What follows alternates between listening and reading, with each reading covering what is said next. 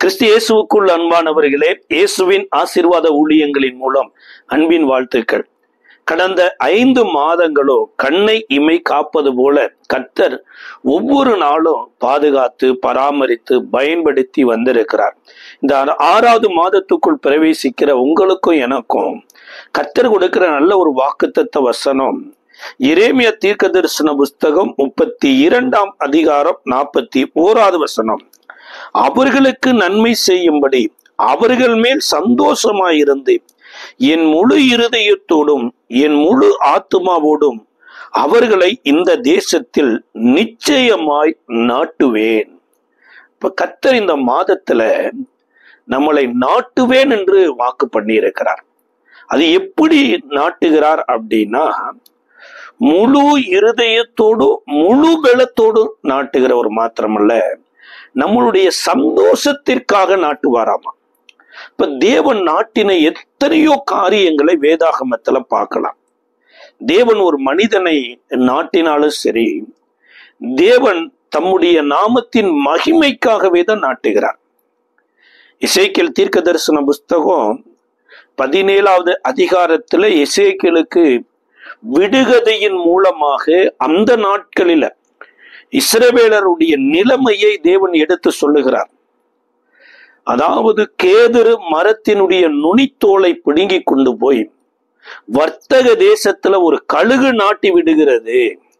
அந்த கழுகு இந்த கேதுரு மரத்தின் நுனித்தோலை பிடுங்கி வர்த்தக தேசத்தில் நாட்டினது அப்படிங்கிறத விட, எது வளர வேண்டும் என்று ஒரு திராட்சை கொடியை தன்னுடைய நேருக்கு வளரும்படியாக அது நாட்டினது என்று சொல்லிட்டு, இந்த திராட்சை கொடி அழிவதற்கு ஒரு போர் வீரர்கள் தேவையா அல்லது பேர் ஆயுதங்கள் தேவையா? ஒரு வண்டல் காற்று அடித்து அது வாடி போய் விடும் என்று சொல்லிட்டு தான் நான் என்ன செய்வேன் என்று எசேக்கியேல் தீர்க்கதரிசியின் மூலமா சொல்றாரு. 17வது அதிகாரத்தினுடைய 17ஆம் அதிகாரம் 22, 23 வசனங்களில கர்த்தராகிய ஆண்டவர் சொல்லுகிறது என்னவென்றால், நான் உயர்ந்த கேதுருவின் நுனி துளைகளை ஒன்றை எடுத்து அதை நடுவேன், அதன் இலை கிளையில் உள்ள கொழுத்துகளில்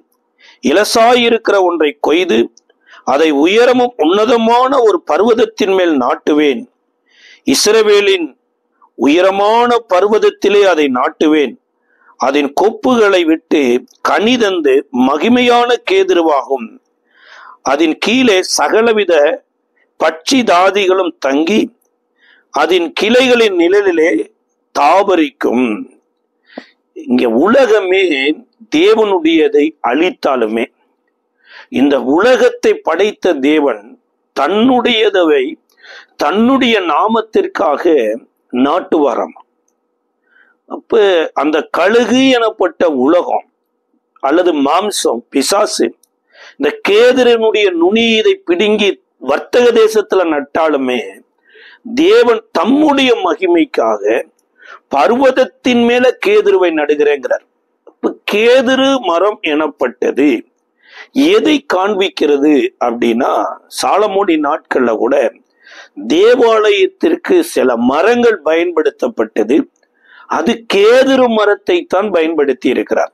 அத்தோடு கூட கர்த்தருக்கு ஆலயம் கட்டணும் அல்லது உடன்படிக்கை பெட்டிய எருசலேமுக்கு கொண்டு வரணும் அப்படின்னு சொல்லி தாவீதுக்கு ஒரு போதனை கொடுத்ததே எது அப்படின்னா கேதுரு மரம் தான். அன்றைக்கு நாத்தான் தீர்க்கதரிசியின் இடத்துல கூட தாவீது என்ன சொல்றாருன்னா, நான் கேதுரு மரத்தால் செய்யப்பட்ட இப்பேற்பட்ட அற்புதமான வீட்டில இருக்கிறேன், தேவனுடைய உடன்படிக்கை பெட்டியோ எங்கேயோ இருக்குது அப்படின்னு சொல்லி தேவனுடையதை தேட வைத்ததே அந்த கேதுரு தான். இப்ப இந்த உலகம் என்ன பண்ணதுன்னா, தேவனுடையவைகளை தேடாமலோ அல்லது தேவன் விரும்பின காரியத்தை செய்யாமலோ இவர்கள் செய்வதை தேவன் விரும்ப வேண்டும் என்று போதிக்குது. இன்னும் சொல்ல போனா இவர்கள் தேடுவது எல்லாமே தேவன் விரும்பினது என்பதை போல போதிக்கிறது. அன்றைக்கு யாக்கோபுக்கு கூட கர்த்தர் தரிசனமாகிறாரு. நீ உன் தகப்பனாருடைய வீட்டை விட்டு வருகிற போது பெத்தேல்ல ஒரு கல்லை நட்டு வைத்த போது நீ பொருத்தனை பண்ணின தேவன் எனக்கு பலிபீடம் கட்டும்படி புறப்பட்டு வா என்று அழைக்கிறார். கர்த்தருடைய வார்த்தையை கேட்டே புறப்பட்டு வந்த யாக்கோபு யாப்போக்குங்கிற ஒரு ஆற்றண்டையில தேவனோடு போராடி இஸ்ரேல் என்று பெயர் மாற்றப்பட்ட யாக்கோபு சீகேம் எனப்பட்ட ஒரு இடத்துல மாட்டிக்கிட்டார். அந்த சீகேம்ல ஒரு லேண்டு கூட வாங்குறார். சீகேமின் ராஜாவினுடைய மகன் யாக்கோபினுடைய மகளை திருமணம் முடிக்கிறாங்க. அங்க பெரிய ஒரு கொலாபரேஷனே நடக்குது. ஏன் இதெல்லாம் யாக்கோபினுடைய குடும்பத்துல நடந்தது அப்படின்னுடைய அதனுடைய பேக்ரவுண்ட் என்ன சொல்லுதுன்னா, அந்த சீகேமின் ராஜா சீகேம் மக்களின் இடத்துல சொல்றாங்க, இந்த மனுஷனிடத்துல ஆடு மாடு வேலைக்காரிகள் மிகுதியா இருக்குது, அவர்களோடு நம்ம சம்பந்தம் கலந்து அவர்கள் நம்மளோடு சம்பந்தம் கலந்து இந்த தேசத்துல குடியிருக்கட்டும். அப்ப இந்த தேசத்துல அவர்களை குடியமர்த்துவதற்கு நாம அவர்களுக்காக விருத்த சேதனம் பண்ணலாம் என்று சீகேம் மக்களுக்கு சீகேமின் ராஜா போதிக்கிறார். அப்ப இந்த உலகம் என்னத்தை போதிக்குது அப்படின்னா, தேவன் முன்குறித்த இடத்திற்கு அன்றைக்கு யாக்கோபு போகாதபடி, தேவன் முன்குறித்த காரியத்தை செய்யாதபடி வழியிலே சில தடங்களை ஏற்படுத்துது. அதே மாதிரிதான் இங்க எசேக்கியேல் தீர்க்கதரிசியின் மூலமா கர்த்தர் இஸ்ரவேலின் மக்களுடைய நிலைமையை சொல்றார். தேவ மகிமையெல்லாம் போய் உலகத்துக்காக வாழக்கூடிய ஒரு வாழ்க்கையா மாறினது. ஆனாலும் நான் என் நாமத்தின் மகிமைக்காக உயரமும் உன்னதமான ஒரு பர்வதத்துல ஒரு கேதுருவை நாட்டுவேன் என்று சொல்லிட்டு இந்த அதிகாரத்தினுடைய கடைசி வசனம் சொல்லுகிறதே, பச்சையான மரத்தை பட்டு போக பண்ணி பட்டுப்போன மரத்தை துளிர்விட பண்ணுகிற கர்த்தர் அப்படிங்கிறார். இந்த மாதத்துல ஒருவேளை உலகம் பசுமை போல உங்கள் வாழ்க்கையில மேலோங்கி நின்றிருக்கலாம், அல்லது வறுமை தரித்திர உங்களுடைய வாழ்க்கையில பசுமை போல மேலோங்கி நின்றிருக்கலாம், வியாதி போராட்டங்கள் ஒருவேளை பசுமை போல உங்கள் வாழ்க்கையில துளித்து கொண்டிருக்கலாம். தேவன் இதையெல்லாம் பட்டு போக பண்ணுகிற ஒரு தேவன். பட்டு போக பண்ணுகிறது மாத்திரமல்ல, அவருடைய நாமம் மகிமைப்படும்படியாய் பட்டு போய் கிடக்கக்கூடியவைகள் எல்லாம் துளிர்விட பண்ணுகிறவர். அதனாலதான் சொல்றாரு, நான் நாட்டுவேன் அப்படிங்கிறார். இயேசு கூட எருசலேமில இருந்து பெத்தானியாவுக்கு போறாரு. பெத்தானியாவில இருந்து எருசலேமுக்கு வருகிற போது அவருக்கு பசி உண்டாகி விட்டது என்று வேதம் சொல்லுது. சார், ஒரு டைம்ல இவர் பசியாயிருப்பார்னு சொல்லி சமாரியாவுல போய் சீசர்கள் ஆகாரமெல்லாம் எடுத்துக்கொண்டு இயேசுவின் இடத்துல கொண்டு வந்த போது ஒரு சமாரிய ஸ்திரீயின் இடத்துல தேவனுடைய ஆராதனையை குறித்தும் தேவன் விரும்புகிற காரியத்தை குறித்து போதித்துக் கொண்டிருக்கிறார். சீசர்கள் ஆகாரத்தை கொடுத்த போது நீங்கள் அறியாத ஒரு போஜனம் இருக்கிறது என்று சொல்லி அவர் ஆகாரம் புசித்து விட்டேங்கிறார். அங்க பசி ஒன்னும் பண்ணல. பிசாசே நீ பசியா இருக்கிற, இந்த கல்லுகள் அப்பமாக்குன்னு சொன்ன போது, அப்ப ஆண்டவர் மனுஷன் அப்பத்தினால மாத்திரமல்ல தேவனுடைய வாயிலிருந்து புறப்படும் ஒவ்வொரு வார்த்தையினாலும் பிழைப்பான் என்கிறார். ஆனா இன்னைக்கு பெத்தானியாவில இருந்து எருசலேமுக்கு வருகிற போது அவருக்கு பசி உண்டாயிட்டு வழியில ஒரு அத்திமரத்தை காண்கிறாரு. அதுல இலைகளை தவிர வேறொன்றுமே இல்லை என்ற போது பட்டு போக கடவுதுன்னு சொன்னாரு. பாருங்க சார், உங்களைத்தான் பசியை கண்ட்ரோல் பண்ணக்கூடிய ஒரு பலன் இருக்குல்ல. மனுஷன் அப்பத்தினால மாத்திரமல்ல தேவனுடைய வாயிலிருந்து புறப்படும் ஒவ்வொரு வார்த்தையினாலும் பிழைப்பான போது ஏன் நீங்க அத்திமரத்தை பார்த்து பட்டு போக கடவுது என்று சொல்லணும்? அதாவது அவர் அத்திமரத்தை பட்டு போக சொல்லலைங்க. அதுவரைக்கும் இஸ்ரவேலருக்கு நியாயப்பிரமாணம் தான் மேலோங்கி இருந்தது. இஸ்ரவேலனுடைய மரத்தினுடைய அடையாளமே அத்திமரம் தான். இயேசு அநேக இடங்களில திராட்சை தோட்டத்தில் ஒருத்தன் அத்திமரத்தை நட்டு வைத்தான், அதுல கனியை தேடி பார்த்தா கனியே இல்லைம்பர். ஏதேன் தோட்டத்துல கூட அத்தி இலையை பிடித்து கொண்டு ஆதாமும் ஏவாளும் வஸ்திரத்தை உடுத்தி கொண்டிருந்தாங்க. அந்த வஸ்திரத்தை களைத்து போட்டு ஒரு ஜீவனை பலி செலுத்தி தோளுடைய உடுத்தி அவர்களுக்கு தன்னுடைய மகிமையை விளங்க பண்ணினார் என்று பார்க்கிறோம். அப்ப கர்த்தர் நியாயப்பிரமாணத்தின்படி ஒருவனும் தேவனுக்கு கனி கொடுக்க முடியாது. அப்ப இந்த நியாயப்பிரமாணத்தின் வலிமையை அழித்து தம்முடைய அன்பின் பிரமாணத்தை ஸ்தாபிப்பதற்கு அடையாளமாகத்தான் அந்த அத்திமரத்தை பட்டு போக கடவுதுனார். அப்ப தேவன் பட்டு போக பண்ணினது மாத்திரமில்லைங்க, தன்னுடைய வார்த்தையின் வலிமையை வளர செய்தார். இஸ்ரவேலருக்கு வார்த்தையினுடைய வலிமை என்னன்னு தெரியல. இவங்க வாழுகிற வாழ்க்கை தேவனுடைய வார்த்தையினால வந்ததுன்னு தெரியல. இவர்கள் என்ன நினைத்து கொண்டிருந்தாங்கன்னா, நாங்க பிறப்பிலேயே இஸ்ரவேலர், எங்களுக்கு ஆசாரிப்பு கூடாரம் இருக்குது, ஆசாரியர்கள் இருக்கிறாங்க, நியாயப்பிரமாணம் இருக்குது, எங்களுக்கு தேவனே இருக்கிறாருன்னு நினைச்சிட்டு இருந்தாங்க. ஆனா கிடையவே கிடையாது. இவர்களுக்கு தகப்பனாகிய ஆபிரகாமே தேவன் தம்முடைய வார்த்தையிலிருந்து தான் அவரை அழைத்து பரிசுத்தப்படுத்தி முற்பிதாக்களுக்கு தகப்பனாக்கினார். அப்ப அத்திமரத்தை பட்டுப்போக பண்ணினார் என்பதை காட்டிலும் அத்திமரத்தை பட்டுப்போக பண்ணுகிற வார்த்தையை துளிர்விட பண்ணினார். சீசர்கள் கூட கேட்கிறாங்க, ஐயா நீ சபித்த அத்திமரம் பட்டு போய் விட்டது என்ற போது அங்க இயேசு என்ன சொல்றாருன்னா, உங்கள் இருதயத்தில் சந்தேகப்படாமல் நீங்கள் இந்த மரத்திற்கு செய்தது மாத்திரமல்ல, இந்த மலையை பேர்ந்து சமுத்திரத்தில் தள்ளுண்டு போ என்று சொன்னாலோ அது போகும் என்கிறார். அப்ப மரம் பட்டு போகுது தேவனுடைய நோக்கம் இல்லைங்க. மரத்தை பட்டு போக வைக்கிறதோ மரத்தை துளிர்விட பண்ணுகிறதும் ஆகிய வார்த்தையை தேவன் மேலோங்கி வரும்படியான ஒரு காரியத்தை செய்தார். அப்ப தேவன் ஒரு காரியத்தை நாட்டுறாருன்னு வைக்கல, அதற்கு பின்னணியில அவர் ஏதோ ஒரு மிகப்பெரிய ஒரு மகிமையை வைத்திருக்கிறார். அந்த யோசுவாவின் இடத்துல கூட கர்த்தர் ஒரு காரியத்தை சொல்றார், நீங்க இந்த யோர்தானை கடந்து போக போறீங்க, இந்த மகா பரிசுத்த ஆசாரியர்கள் உடன்படிக்கை பெட்டியை சுமந்து கொண்டு வந்து யோர்தான்ல நிக்கணும். அந்த யோர்தான்ல நிற்கும் போது யோர்தானிலிருந்து 12 கற்கள் 12 கோத்திரத்து பிதாக்களுடைய நாமத்திற்கு அடையாளமாக யோர்தானிலிருந்து எடுத்துக்கொண்டு போகணும். அதை கில்கால்ல வைக்கணுங்கிறார். ஒருவேளை கில்கால்ல 12 கற்கள் இருக்குதா?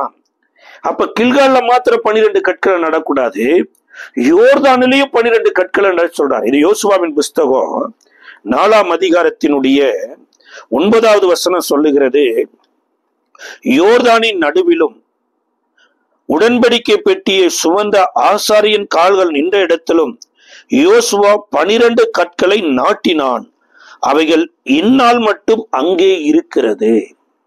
அப்ப கில்கால்ல 12 கற்கள் மாத்திரம் இல்லைங்க, யோர்தான்லயும் 12 கற்களை நாட்டினார். ஏன் யோர்தான்ல 12 கற்களை நாட்டினார் அப்படின்னா, வரும் தலைமுறையினருக்கு தெரியணும், நம்ம யோர்தான சாதாரணமா கடந்து வரல. இன்னி சொல்ல போனா இந்த யோர்தானுல 12 கற்கள் ஏன் நிக்குதுன்னு தலைமுறையினர் கேட்பாங்க.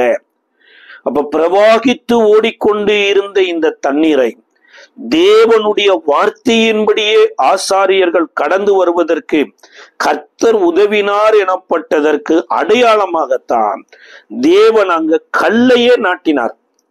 இப்ப இன்றைக்கு நீங்களும் நானும் தேவனால நாட்டப்படுவது எதற்காக? ஒருவேளை யோர்தான்ல 12 கல்லை நாட்டாம இருந்திருந்தாருன்னா இன்றைக்கு உலகத்துல அந்த கல்லை வைத்து ஒரு உபதேசம் இல்லாமலே போயிருக்கும். இந்த வேளையில நம்ம பேச வேண்டிய சூழ்நிலையே வந்திருக்காது. அதே போலதான் இயேசு கிறிஸ்து ஞானஸ்தானம் எடுக்கிறதுக்கு யோர்தான்ல வந்து நிக்காம வானம் திறக்கப்பட்டு தேவ ஆவியானவர் புறாவை போல அவர் மேல இறங்காம இருந்திருந்தாருன்னா நீங்களும் நானும் ஞானஸ்தானம் எடுக்க வேண்டிய அவசியமே இல்லாமல் போயிருக்கும். அப்ப தேவன் ஒரு விஷயத்தை நாட்டுறாருன்னு வைங்களேன், தனிப்பட்ட வாழ்க்கையில இருக்கலாம், சபையிலையா இருக்கலாம், ஊழியத்திலையா இருக்கலாம், குடும்பத்திலையா இருக்கலாம், தேசத்திலையா இருக்கலாம், அவர் நாட்டினதின் பின்னணியில ஏதோ ஒரு மகிமையான சாட்சியை ஏற்படுத்தினார். அன்னைக்கு ஏதேன் தோட்டத்துல கூட இந்த கனியை புசிக்க கூடாது, புசிக்கும் நாளில் சாகவே சாவாய்ங்கிறது தேவனுக்கு நஷ்டம் உண்டாக்குறதுக்காக. எத்தனையோ பேர் நினைச்சுக்கிறாங்க அதை சாப்பிட்றதுனால தேவனுக்கு நஷ்டம் வரப்போகுது, அல்லது எல்லா கனியை சாப்பிட்றதுனால மனிதனுக்கு லாபம் வரப்போகுது. கிடையவே கிடையாது. தேவன் ஒரு விஷயத்தை செய்யாத எனப்பட்டதற்கு பின்னணியில ஒரு சாட்சி இருக்கும். தேவன் ஒரு விஷயத்தை செய் என்று சொன்னதற்கு பின்னாடியும் அவருடைய சாட்சி இருக்குது. இன்னைக்கு நீங்களும் நானும் எதையோ செய்து கொண்டு தேவன் மகிமைப்படுகிறார்னு நினைக்கிறேங்க. கிடையாது. இந்த வேதாகமம் முழுவதும் பாருங்க, எல்லாம் தேவனுடைய சாட்சியை வர்ணிக்கிறது. ஒரு இடத்துல சங்கீதக்காரர் சொல்றாரு, உம்முடைய சாட்சிகள் என் ஆத்துமாவை உயிர்ப்பிக்குதுங்கிறார். வேதம் ஒரு இடத்துல சொல்லுதுங்க, உபாம புஸ்தகம் 6ஆம் அதிகாரத்தினுடைய 17வது வசனத்துல, உங்கள் தேவனாகிய கர்த்தர் உங்களுக்கு கற்பித்த அவருடைய கற்பனைகளையும் அவருடைய சாட்சிகளையும் அவருடைய கட்டளைகளையும் கருத்தாய் கை கொள்ளுவீர்களாக. இப்ப கர்த்தர் நமக்கு கொடுத்த கட்டளைகள் மாத்திரமல்ல, கற்பனைகள் மாத்திரமல்ல, சாட்சிகளையும் கருத்தாய் கை கொள்ளணுமாமா. அப்போஸ்தல நடவடிக்கையின் புஸ்தகமே ஒரு சாட்சியின் புஸ்தகம் தான். அவருடைய வாழ்க்கையில வந்த எதிர்ப்புகள், அந்த எதிர்ப்புகள்ல அவர்கள் கர்த்தரை ஏற்றுக்கொண்டது நிமித்தமாய் அவர்கள் நடந்த முறைமைகள், இதுதான் அப்போஸ்தல நடவடிக்கையின் புஸ்தகமே. அப்ப இன்றைக்கு நீங்களும் நானும் கர்த்தருடைய சாட்சிகளாய் வாழ்வதற்குத்தான் கர்த்தர் நம்மள நாட்டுறார். பரிசுத்த ஆவியை கொண்டு வந்து இருதயத்துல எதற்கு வைக்கிறார் அப்படின்னா, ஏதோ அந்நிய பாஷை பேசிக் கொண்டிருக்கிறக்கோ அல்லது வியாதி உள்ளவர்களுக்கு ஜெபித்து சுகத்தை கொடுப்பதற்கல்லவோ அல்லது வேத வசனத்தை போதிக்கிறதற்காக மாத்திரம் அல்ல. வேத சொல்லுதுங்க, பரிசுத்த ஆவி உங்களிடத்தில் வரும் பொழுது நீங்கள் எருசலேமிலேயும் சமரியாவிலையும் யூதேயாவிலையும் உலகத்தின் முடிவு பரியந்தம் எனக்கு சாட்சிகளாயிருப்பீர்கள் அப்படிங்கிறார். அப்ப கர்த்தர் நம்மள ஒரு ஊழியத்துல நாட்டலாம், அல்லது ஒரு வேலையில நாட்டலாம், அல்லது உலகத்துல எதுல நாட்டினாலுமே அவரும் நம்மளை நாட்டினார் என்பதற்கு சாட்சியாகத்தான் நம்மளை நாட்டுறார். இதை குறித்து ஏசாயா தீர்க்கதரிசன புஸ்தகம் 8ஆம் அதிகாரம் 16வது வசனத்திலும் 20வது வசனத்திலும் கர்த்தர் சொல்றாரு, சாட்சி ஆகமத்தை கட்டி என் சீசருக்குள்ளே வேதத்தை முத்திரையிடு என்றார். 20வது வசனத்துல வேதத்தையும் சாட்சி ஆகமத்தையும் கவனிக்க வேண்டும், இந்த வார்த்தையின்படியே சொல்லாவிட்டால் அவர்களுக்கு விடிய காலத்து வெளிச்சம் இல்லை. இப்ப நீங்களும் நானும் போதிக்கிறது கர்த்தர் நமக்கு கொடுத்த ஒரு ஆசீர்வாதம் தான். ஆனா வேதம் சொல்லுகிறது சாட்சியை போதிக்கணுமாமா. அப்ப சாட்சியை கவனிக்கணும். இயேசு இந்த உலகத்துல வந்து உங்களை என்னையும் சாட்சியாய் ஏற்படுத்தினார். பேதுரு கூட பரிசுத்த ஆவியை பெற்றதுக்கு அப்புறம் சொல்றாரு, நீங்கள் அவரை சிலுவையில் அறைந்தீர்கள், அதற்கு நாங்கள் சாட்சிகள் அப்படிங்கிறார். அப்ப முதலாவது காரியம், கர்த்தர் நம்மளை நாட்டுவது எதற்காக அப்படின்னா அவருக்கு சாட்சியா இருப்பதற்காகத்தான். அப்ப எப்படி கர்த்தர் நாட்டினார் அப்படிங்கிறத விட கர்த்தர் நாட்டினதோடு அவர் முடிக்கிறது இல்லைங்க, அவர் நீர் பாய்ச்சுகிறாராம். பூமியை கூட விசாரித்து நீர் பாய்ச்சுகிறார் என்று சங்கீதக்காரர் சொல்றார். சங்கீத புஸ்தகம் 65வது சங்கீதத்தினுடைய 9வது வசனம் சொல்லுகிறது, தேவரீர் பூமியை விசாரித்து அதற்கு நீர் பாய்ச்சுகிறீர், தண்ணீர் நிறைந்த தேவ நதியினால் அதை மிகவும் செழிப்பாக்குறீர், இப்படி நீர் அதை திருத்தி அவர்களுக்கு தானியத்தை விளைவிக்கிறீர். இப்ப யோசிச்சு பாருங்க, கர்த்தர் வந்து தாம் படைச்ச பூமியவே அவர் விசாரிக்கிறார்னா தன்னுடைய சாயலாய் படைக்கப்பட்ட உங்களை என்னையும் விசாரியாம போயிடுவாரா? இன்னைக்கு எத்தனையோ பேருடைய வாழ்க்கையில பாருங்களேன், யாருமே என்ன விசாரிக்கல வருது, எனக்குன்னு யாருமே இல்லை வருது. ஒன்று மறந்துடாதீங்க, கர்த்தர் படைச்ச பூமியில கர்த்தர் உங்களோடு கூட இருக்கிறாருனாலே உங்களுக்கு என்ன எப்ப எது தேவை என்பதை அறிந்து விசாரித்து அனுப்புறாராமா.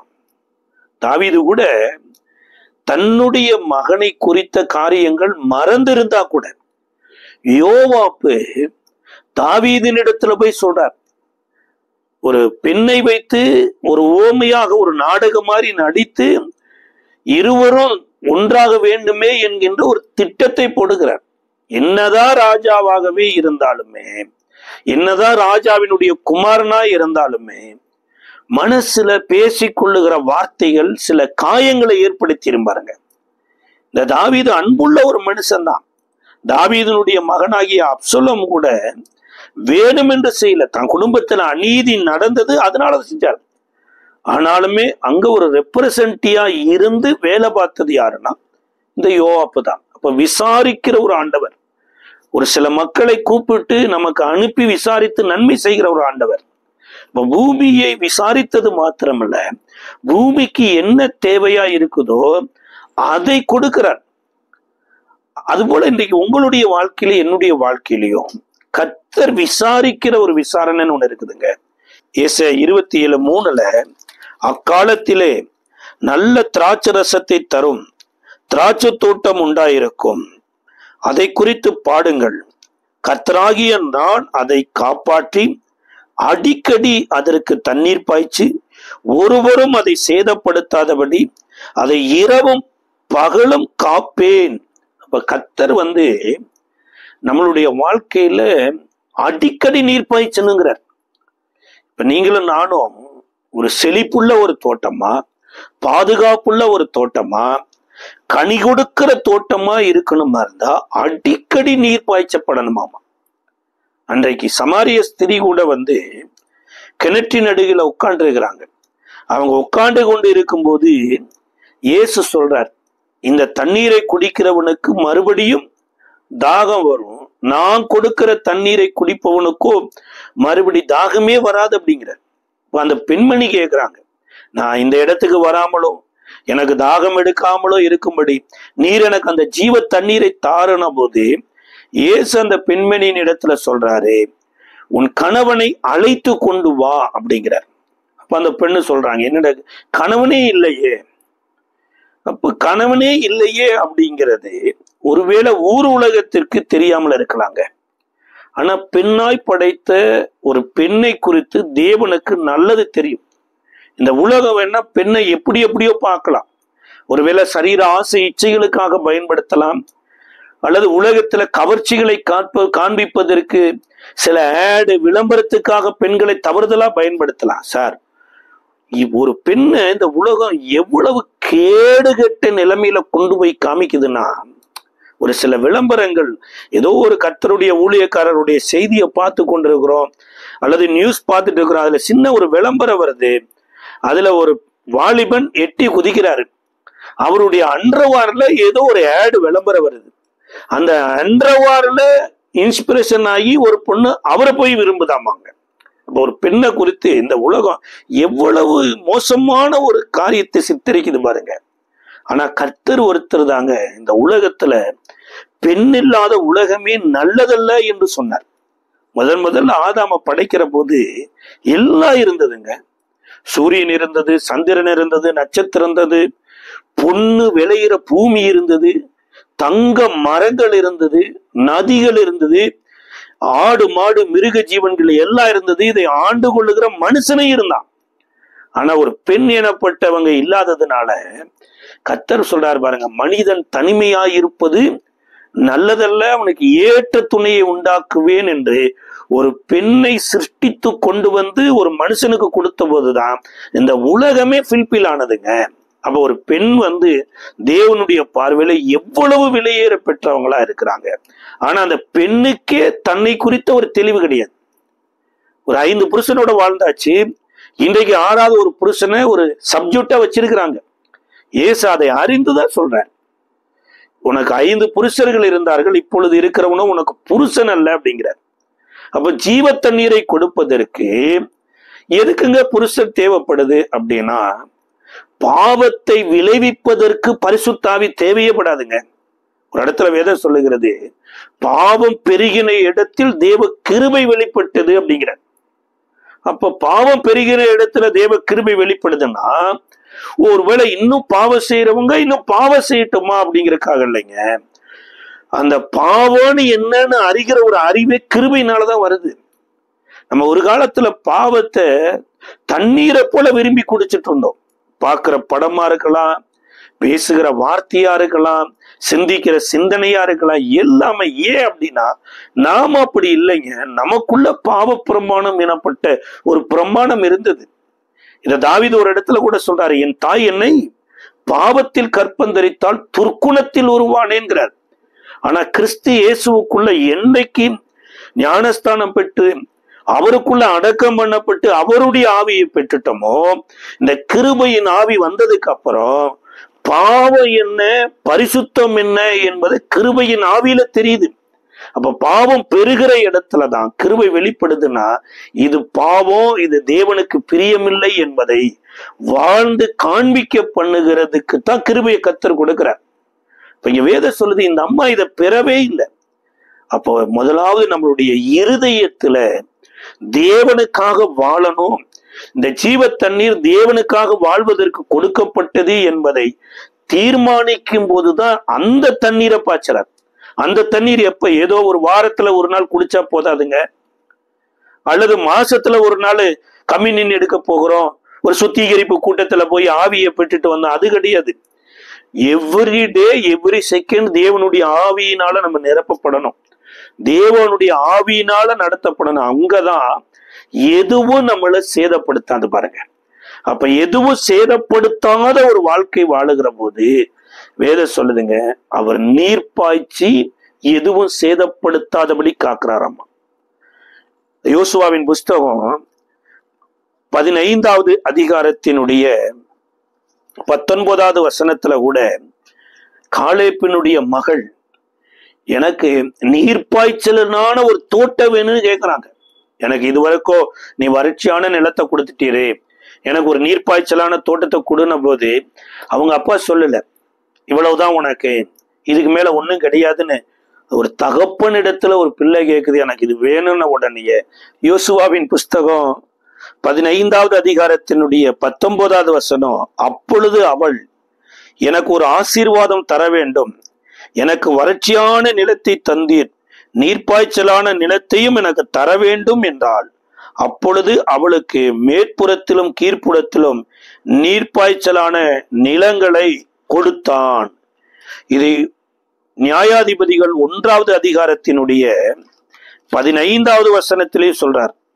அப்பொழுது அவள் எனக்கு ஒரு ஆசீர்வாதம் தர வேண்டும், வறட்சியான நிலத்தை எனக்கு தந்தீர், நீர்ப்பாய்ச்சலான நிலங்களையும் எனக்கு தர வேண்டும் என்றால், அப்பொழுது காலேப்பு மேற்புறத்திலும் கீழ்ப்புறத்திலும் அவளுக்கு நீர்ப்பாய்ச்சலான நிலத்தை கொடுத்தான். அதாவது ஒரு தகப்பன் தன் பிள்ளை கேட்ட உடனேயே கொடுக்கிறார்.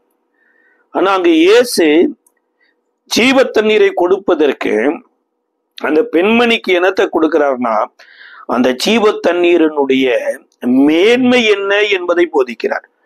அப்ப இன்றைக்கு நீங்களும் நானும் ஒரு தகப்பனுக்கு பிள்ளை ஆயிட்டோன்னு வச்சுங்களேன், அந்த தகப்பனுக்குள்ள எப்படி ஆசீர்வாதமான ஒரு ஏக்க விருப்பம் இருக்குதோ, அந்த பிள்ளைக்குள்ளேயும் அந்த ஆசீர்வாதமான ஏக்க விருப்பம் இருக்குங்க. இந்த காலேப்பு கூட யோசுவாவிட்ட கேட்கிறாரு, எனக்கு மலை தேசத்தை கொடுனார். மலை தேசத்தை அவருக்கு கொடுத்தாரு பாருங்க. 12 பேர் வேவு பார்க்க போய் பார்த்துட்டு வர்றாங்க, 10 பேர் துர்செய்தியை பரப்புறாங்க. ஆனா இந்த காலேப்பு தாங்க, கர்த்தர் நம்ம மேல பிரியமா இருந்தாருன்னா அந்த பாலும் தேடும் ஓடுகிற நலமும் விசாலமான நல்ல தேசத்தை கர்த்தர் நமக்கு கொடுப்பார்னார். இப்ப இன்றைக்கு காலேப்பனுடைய பிள்ளையே நீர்ப்பாய்ச்சலான ஒரு தோட்டத்தை கேட்டிருப்பாங்கன்னா, ஏசப்பாவுடைய பிள்ளைகளாகிய நீங்களும் நானும் இந்த ஜீவ தண்ணீராகிய இயேசுவை கேட்கணும். அடிக்கடி குடிக்கக்கூடிய தண்ணீரா இருக்கணும் பாருங்க. காலையில எழுந்த உடனேயே பரிசுத்த ஆவியானவருடைய நிறைவுக்காக ஜெபம் பண்ணணும் பாருங்க. இன்னைக்கு எத்தனையோ மன அழுத்தத்துல மக்கள் வாழ்ந்து கொண்டு இருக்கிறாங்க. மென்டலி டிப்ரெஷன், அரசியல்ல, உலகத்துல, வேலையில, சபைகள்ல, ஊழியத்துல கூட எத்தனையோ மன அழுத்தத்துல இருக்கிறாங்க. இதுக்கு சில தலை சிறந்த டாக்டர்கிட்ட போறாங்க, மல்டி ஸ்பெஷல் ஹாஸ்பிட்டல் போறாங்க, எத்தனையோ ட்ரீட்மெண்ட் எடுக்கிறாங்க. ஆனா வேதம் ஒன்றுதாங்க சொல்லுதுங்க, கிறிஸ்துவை மரித்தோரிலிருந்து எழுப்பினுடைய ஆவி சாவுக்கு எதுவான உங்கள் சரீரங்களை உயிர்ப்பிப்பார் அப்படிங்கிறார். அப்போ ஒரு மாதிரி டிஸ்டர்பன்ஸா இருக்குதா, நல்ல ஒரு ஆவிக்குரிய சபையில போய் மனதார கர்த்தரை துதித்து ஆராதித்து இந்த பரிசுத்த ஆவியானவரால நீங்க ரெக்கவர் ஆகிற போது எப்பேற்பட்ட அந்த டிப்ரெஷன்ல இருந்தும் பரிசுத்த ஆவியானவர் ரிலீஸ் பண்ணிடுவார். அப்ப நீங்களும் நானும் இந்த மாதத்துல தேவன் நீர்ப்பாய்ச்சவும் போகிறார். நாட்டினது மாத்திரமல்ல, நீர்ப்பாய்ச்ச போகிறார். நீர்ப்பாய்ச்சுகிற போது நடக்கிறது என்னன்னா, பவுல் கூட இதை ஒரு இடத்துல சொல்றாரு, 1 கொரிந்தியர் 3வது அதிகாரம் 6-7 கூட, நான் விதைத்தேன், அப்பொல்லோ நீர்ப்பாய்ச்சினான், விளைய செய்தவரோ கர்த்தர் அப்படிங்கிறார். அப்ப கர்த்தர் நாற்றாரு, கர்த்தர் நீர்ப்பாய்ச்சாரு, கர்த்தர் விளைச்சலை கொடுப்பார். எனக்கு என்னங்க விளைச்சல் வரப்போகுது? எனக்கு நிலமும் கிடையாது, எனக்கு சொந்தமா வீடும் கிடையாது, சொந்த பந்தமே இல்லாம எனக்கு என்னங்க விளைச்சல் வரப்போகுதுன்னா, வேதம் சொல்லுதுங்க, யோசேப்புக்கு என்று கர்த்தர் கொடுத்த தரிசனம் நிறைவேறுவதற்கு 7 வருடங்க யோசேப்புக்கு நல்ல வீட்டை கொடுத்தாரு, நல்ல வேலையை கொடுத்தாரு, நல்ல மனைவியை கொடுத்தாரு. இந்த யோசேப்புக்கு என்று எகிப்து தேசத்திலே மிகப்பெரிய ஒரு விளைச்சலை கொடுத்த ஒரு ஆண்டவர். அப்ப இந்த மாதத்துல தேவனால நடவும் முடியும், தேவனால நீர்ப்பாய்ச்சவும் முடியும், தேவனால விளைய செய்யவும் முடியும். அப்ப இந்த யோசேப்பு இந்த 7 வருட விளைச்சலை சேகரித்து வைத்ததுனாலதான் உலகம் முழுவதும் இந்த யோசேப்பு நிமித்தமா எகிப்துக்கு வந்தது மாத்திரமல்ல, உலகத்திலேயே யோசேப்பின் மூலமா எகிப்திலிருந்து படியளக்க எகிப்தை கர்த்தர் ஆசீர்வதிச்சார். இந்த மாதத்துல கர்த்தரிடத்துல கேளுங்க, கர்த்தாவே நீர் என்னை நாட்டுவேன் என்று சொல்லி இருக்கிறீர், நீர் விரும்புகிற இடத்துல நாட்டும். ஆண்டவரே நீர் நீர் பாய்ச்சுவேன் என்று சொல்லி இருக்கிறீர், உம்முடையவைகள் விளைவதற்கு தேவையான நீரை எங்களுக்குள்ள பாய்ச்சும். ஆண்டவரே எங்களுக்கு ஒரு நல்ல விளைச்சலை காண உதவி செய்யணும் கேளுங்க. உபாகம புஸ்தகத்தினுடைய 32வது அதிகாரத்தினுடைய 13வது வசனம் சொல்லுகிறதுங்க. மோசே தன்னுடைய கடைசி நாட்களில கோத்திரம் கோத்திரமாய் ஆசீர்வதித்து வந்த போது அங்க ஜனங்களை பார்த்து ஆசீர்வதிக்கிறாரு. பூமியில் உள்ள உயர்ந்த ஸ்தானங்களின் அவனை ஏறி வர பண்ணினார், வயலின் விளையும் பலனையும் அவனுக்கு புசிக்க கொடுத்தார், கண்மலையின் தேனையும் கற்பாறையில் வடியும் தேனையும் அவனுக்கு உண்ணும்படி செய்தார். கர்த்தர் செய்ய முடியாததுன்னு ஒண்ணுமே கிடையாதுங்க. பூமியில இருக்கிற ரொம்ப உயர்வான இடத்துல இருந்து விளையிறதையும் அவனுக்கு கொடுத்தா இருக்கிறார், கண்மலையிலிருந்து ஃபர்ஸ்ட் குவாலிட்டியான தேனையும் கொடுத்திருக்கிறார். அப்ப இந்த மாசத்துல ஆண்டவரிடத்துல நன்றி செலுத்தி நம்ம ஜெபிக்கணும். கர்த்தாவே நீ முழு மனதோடும் முழு பலத்தோடும் என்னை நீ நாட்டுவேன் என்று சொல்லி இருக்கிறீர். நீ நாட்டுகிறதுல எனக்கு கஷ்டத்தை அல்ல, எனக்கு ஒரு மகிழ்ச்சியும் சந்தோஷத்தையும் கொடுக்கும்படியா நாட்டுவேன்னு சொல்லி இருக்கிறீர். உமக்கு நன்றி ஏசப்பா என்று சொல்லி ஜெபிங்க. நீங்கள் கேட்டுக்கொண்டபடியே பரிசுத்த ஆவிக்குள்ள இருந்து ஜெபிக்கிறபடியே பிதாவில் குமாரன் மகிமைப்படும்படி அது உங்களுக்கு நிச்சயமா நிறைவேறும். ஜெபிக்கலாமா? கிருபை நிறைந்த நல்ல ஆண்டவரே, இயேசுவின் நாமத்தில் நன்றியோடு ஸ்தோத்திரிக்கிறோம். நீர் ஆண்டவரே நடுகிறவர், நீர் பாய்ச்சுகிறவர், விளைய செய்கிறவர். அப்பா இந்த மாதத்துல நீர் எங்களை நீர் விரும்புகிற இடத்துல நடுகிற போறதுக்காய் சூத்திரம். நீர் ஆண்டவரே எங்களுக்குள்ள உம்முடைய தண்ணீரை பாய்ச்ச போறதற்காய் சோத்திரம். நீர்தாம் ஆண்டவரை எங்களுக்கு ஒரு நல்ல விளைச்சலை கொடுக்க போறதற்காய் சோத்திரம். ஆசீர்வதியும் பலப்படுத்தி இயேசுவின் நாமத்தில் ஜெபிக்கிறோம் நல்ல பிதாவே, ஆமென்.